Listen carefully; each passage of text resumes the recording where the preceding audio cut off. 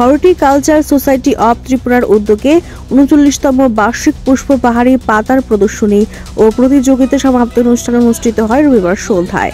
রবীন্দ্র কারণে উক্ত এই দিনের আয়োজিত শেষ দিনের অনুষ্ঠানে উপস্থিত ছিলেন মন্ত্রী অতুললাল নাথ, মন্ত্রী সুশান্ত চৌধুরী, সচিব অপূর্ব রায়, কৃষি অধিকর্তা ফণীভূষণ জমাতিয়া সহ আরো অন্যান্যরা।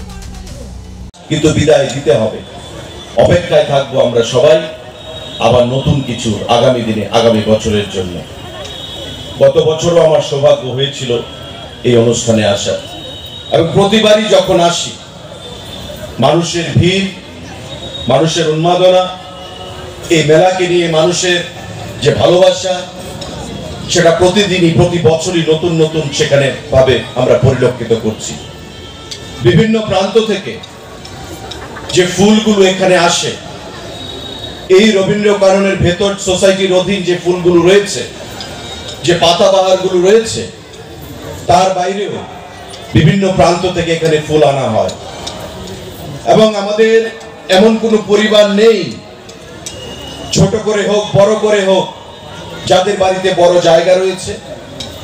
আমরা বাড়ির সামনে, ঘরের সামনে বড় লনের মধ্যে আমরা বাগান করতে পছন্দ করি। আমাদের বাড়িতে যদি সাফিসিয়েন্ট জায়গা না থাকে, আমি বাড়ির ছাদের মধ্যে হলেও আমি একটা গার্ডেন ছোট্ট করে হলেও করার চেষ্টা করি। ফুল ফল এই জিনিসগুলো দিয়ে আমার ছাদকে সুসজ্জিত করার চেষ্টা করি। তো আজকে কৃষির সঙ্গে পর্যটন ওতপ্রোতভাবে জড়িত হয়ে গেছে। আজকে ফরেস্ট ডিপার্টমেন্টের সঙ্গে পর্যটন ওতপ্রোতভাবে জড়িত হয়ে গেছে। পর্যটন ক্ষেত্রগুলোতে আমরা যেখানেই যাব, আমরা হর্টিকালচার দপ্তরের অধীন যে আমাদের বিভিন্ন ধরনের ফুল, আমাদের বিভিন্ন ধরনের ফল, সেই জিনিসগুলো পর্যটকদেরকে আকৃষ্ট করছে। এটা ডম্বুর বলুন, এটা ছবিমুড়া বলুন, এটা ঊনকোটি বলুন, এটা জম্পুই বলুন, নির্বহন বলুন, যে পর্যটন ক্ষেত্রগুলো রয়েছে সেখানে ফুল ফল সেই জিনিসগুলোকে দিয়ে পর্যটকদেরকে আকৃষ্ট করার চেষ্টা করা হচ্ছে। এবং আগামী দিনে আমাদের রাজ্যকে এগিয়ে নিয়ে যাওয়ার জন্য, এক ত্রিপুরা শ্রেষ্ঠ ত্রিপুরা গড়ার জন্য প্রতিটি দপ্তর যৌথভাবে মিলে কাজ করে আগামী দিনে আমাদের চলতে হবে। তবেই আমরা আমাদের যে লক্ষ্য, আমাদের প্রধানমন্ত্রীর লক্ষ্য, এক ত্রিপুরা শ্রেষ্ঠ ত্রিপুরা গড়া, সেই জিনিসটার লক্ষ্যে আমরা পৌঁছতে পারবো বন্ধুরা। এবং কৃষি দপ্তর, যেটা আমি বলেছি যে ভারতবর্ষের অর্থনীতির যে মেরুদণ্ড, সেটা হচ্ছে কৃষি। শিল্প কলকারখানা থাকবে, কিন্তু আমাদের ইতিহাস হচ্ছে কৃষি। কৃষকের ছেলে আইএস অফিসারও হচ্ছে, কৃষকের ছেলে ডক্টরও হচ্ছে, কৃষকের ছেলে ইঞ্জিনিয়ারও হচ্ছে, কৃষকের ছেলে বড় ব্যবসায়ীও হচ্ছে। কিন্তু আমাদের বেসিক যে অর্থনীতি, সেটা হচ্ছে কৃষি নির্ভর অর্থনীতি।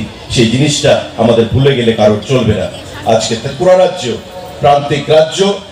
এই প্রান্তিক রাজ্যে, ত্রিপুরা রাজ্যের আমাদের যে 23টি মহকুমা, 8টি জেলা, 58টি ব্লক, প্রতিটি জায়গায় কৃষকদেরকে আমরা খুঁজে পাই। প্রগতিশীল কৃষক, প্রোগ্রেসিভ কৃষক, যারা আজকে সরকারের সাথে তাল মিলিয়ে, দপ্তরের সাথে তাল মিলিয়ে আগামী দিনে প্রগতিশীল কৃষির পথে তারা ছুটে যাচ্ছে এবং রাজ্যকে খাদ্যশস্য সেখানে উৎপাদনে স্বয়ংসম্পূর্ণ করার জন্য আপ্রাণ চেষ্টা চালিয়ে যাচ্ছে। আমাদের রাজ্যে যে ধান উৎপন্ন হয়, সেই ধান খাদ্য দপ্তর থেকে প্রতিবার আমরা বছরে 2 বার ক্রয় করে থাকি এমএসপি রেটে। এবারও রবি সিজনে 23 টাকা রেটে আমরা প্রতি কেজি ধান আমরা ক্রয় করেছি কৃষকদের কাছ থেকে।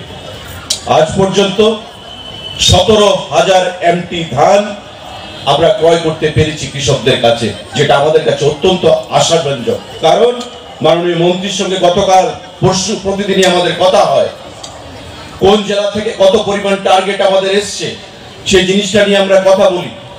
যে বন্যা হয়েছে এবার দক্ষিণ জেলা, গোমতী জেলা, অমরপুর, সোনামুড়া, সিপাহীজলা জেলা, যেই জায়গায় ধান বেশি করে উৎপন্ন হয়, সেই জায়গায় অনেক ক্ষয়ক্ষতির শিকার হয়েছে আমাদের কৃষকরা। তারপরেও আশাহত না হয়ে দপ্তরের কাছ থেকে সহযোগিতা পেয়ে কৃষকরা কৃষিকাজে আবার মনোনিবেশ করেছে, আবার ধান উৎপাদনে সেখানে ব্রতী হয়েছে, যার ফলস্বরূপ দক্ষিণ জেলা সব থেকে বেশি পরিমাণ ধান এবছর আমাদেরকে প্রদান করেছে সরকারের কাছে, খাদ্য দপ্তরের কাছে। পশ্চিম জেলা একটা ভালো সংখ্যায় ধান আমাদেরকে প্রদান করেছে।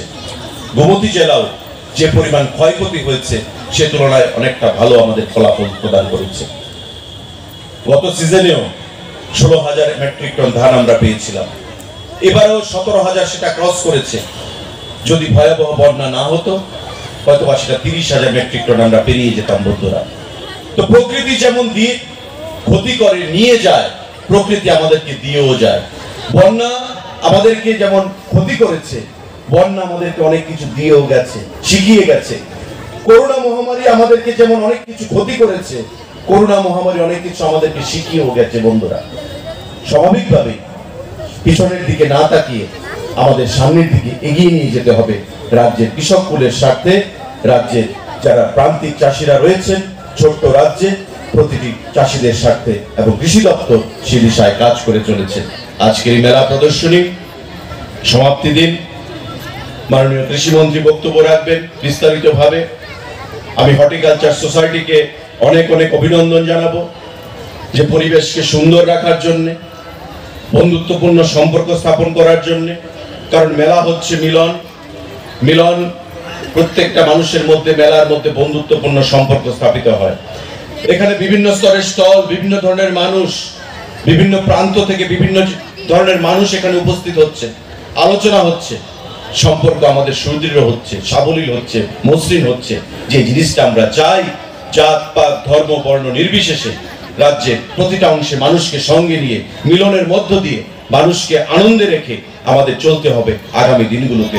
এবং এতে করে কৃষি দপ্তর একটা গুরুত্বপূর্ণ ভূমিকা পালন করবে সামাজিক দায়বদ্ধতার ক্ষেত্রে, সামাজিক ঐক্যের ক্ষেত্রে এবং আমাদের রাজ্যের কৃষকদের অর্থনৈতিক বুনিয়াদকে শক্তিশালী করার ক্ষেত্রে।